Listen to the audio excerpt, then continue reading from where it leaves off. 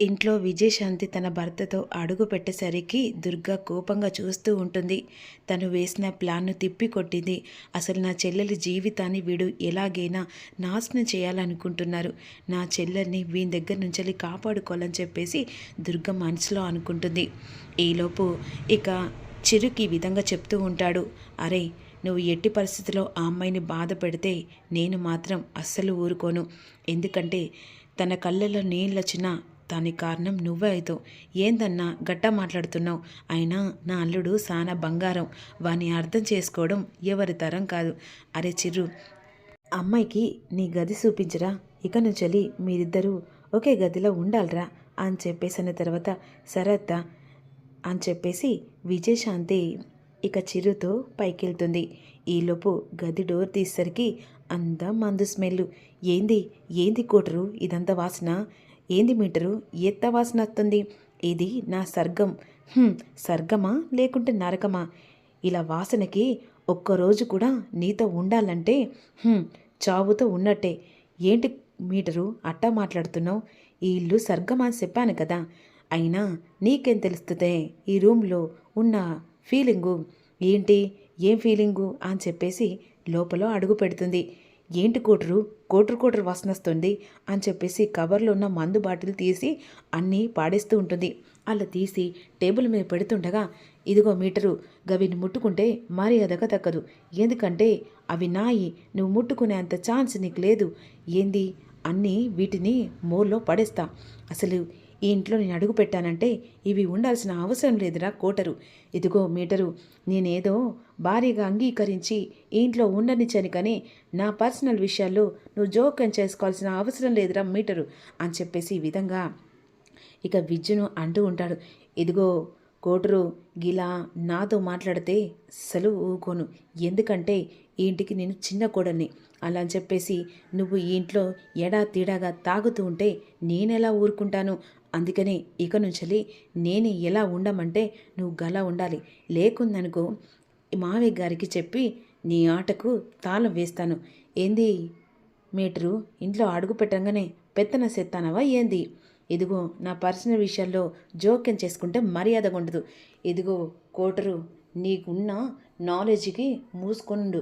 వెంటనే కవర్లో ఉన్న ఐటమ్ అంతా, అదే నీ మందంతా బయటపడేసే అని చెప్పేసి, ఏంది నాకిష్టమైన నేను ప్రేమించిన నా మందు సిస్టమ్ బయటపడేస్తావా? ఇదిగో మీటరు, నువ్వు నా మందు బాటిల్ బయటపడితే నీ బట్టలను కూడా బయటపడేస్తా అని చెప్పేసి వెంటనే విజ్జు బట్టలన్నీ బయటపడేస్తూ ఉంటాడు. ఈలోపు అటువైపుగా వెళ్తుండగా వెంటనే అశ్విన్ వైశాలి వాళ్ళ మాటలు వినిపిస్తూ ఉంటాయి. ఏంటి ఏదో మాట్లాడుకున్నట్టుగా వినిపిస్తుందత్తా, వాళ్ళు గొడవ పడ్డట్టుగా అనిపిస్తుంది. ఏ ఎందుకు గొడవ పడతారు? అవునత్తా, ఏదో జరుగుతుంది, వెళ్ళి చూద్దాం పదా అని చెప్పేసి వచ్చి చూస్తుండగా వెంటనే ఇదిగో కోటరు, నా బట్టలు ముట్టుకున్నావనుకో మర్యాద దగ్గరు. ఇదిగో మీటరు, నా మూడ ముట్టుకుంటే మర్యాద దగ్గరు అని చెప్పేసి ఒకరి జుట్లు ఒకరు పీక్కుంటూ గొడవ పడుతూ ఉంటారు. అమ్మో, వీళ్ళు కింద ఎంత నాటకం ఆడారు చూసావా? కావాలని భార్య భర్తల నాటకం ఆడి ఇప్పుడు పైకొచ్చి వీళ్ళకు సంబంధం లేనట్టుగా ఉంటున్నారు. వీళ్ళ విషయం ఖచ్చితంగా బయట పెడితే అప్పుడు వెంటనే వీళ్ళ మనసులో మనస్పర్ధలున్నాయి. వీళ్ళు భార్య భర్తలు కాకుండానే ఇక్కడ మనల్ని నమ్మించారని ఇక అటు చిరంజీవిని ఇటు విజయశాంతిని బయటికి పంపించే అవకాశం దొరుకుతుందత్తా అని చెప్పేసి ఇద్దరు కలిసి ఇక అన్నపూర్ణ అందరు కలిసి ఆలో మాట్లాడుకుంటూ ఉంటారు. బావగారు ఏంటమ్మా ఏం జరిగింది? అమ్మో, విజయశాంతును ఇక చిరంజీవి కలిసి గొడవ పడుతున్నారు. ఏం మాట్లాడుతున్నావా? మా కళ్ళారా చూసాం. అసలు వాళ్ళు ఎలా మాట్లాడుకుంటున్నారంటే జుట్లు పీక్కుంటూ ఒకటే గొడవ పడుతున్నారు. అది మీ కళ్ళారా చూసాం బావగారు. ఒకసారి మీరు పైకి రండి. ఏం మాట్లాడుతున్నావు అశ్విని? నువ్వు కళ్ళు మర్చిందే ఏంది?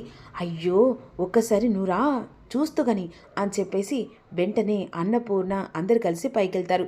ఈలోపు వెంటనే వాళ్ళు రాక చూసి గమనించిన ఇక ఇద్దరు కలిసి, అయ్యో, ఇదంతా సగపెడతా ఉండాలి, నీకు దుమ్ము పలుతుంది, నువ్వు అట్ట కూసోమ్మి, నేను ఇదంతా డస్ట్ దులిపి నీకు మంచిగా ఒక కాఫీ తీసుకొని వస్తా ఉండాను అని చెప్పేసి ఇక అదే చిరంజీవి విజయశాంతిని అలా కూర్చోబెట్టి ఒక యాపిల్ కోసిస్తే తింటూ ఉంటారు.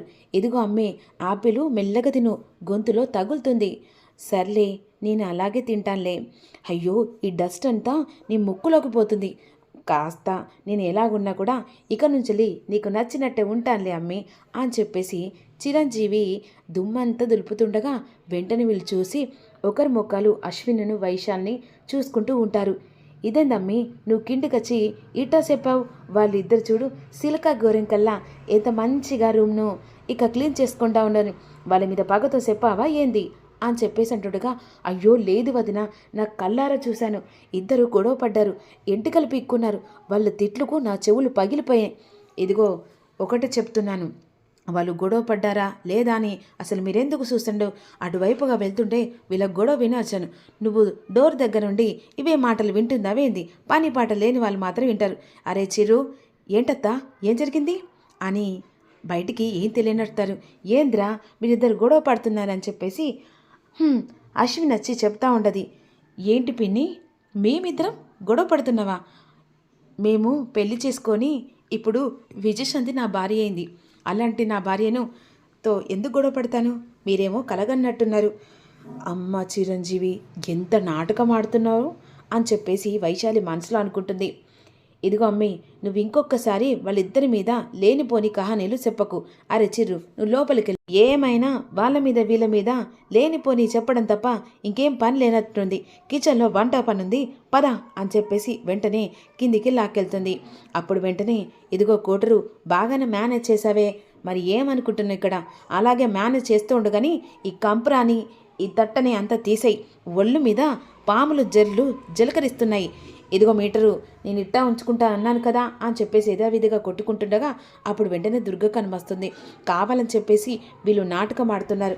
ఎలాగైనా సరే అసలు మా చెల్లితో మాట్లాడి ఇలా ఎందుకు నిర్ణయించుకుందో ఇక ఆలోచించాలని చెప్పేసి దుర్గ అనుకుంటూ, మరోవైపు అశ్విని కావాలని నాటకం ఆడుతున్నారా? ఏదో ఒక రోజు మీ బండారం బయట పెడతలే అని చెప్పేసి వైశాలి అశ్విని అనుకుంటూ ఉంటారు.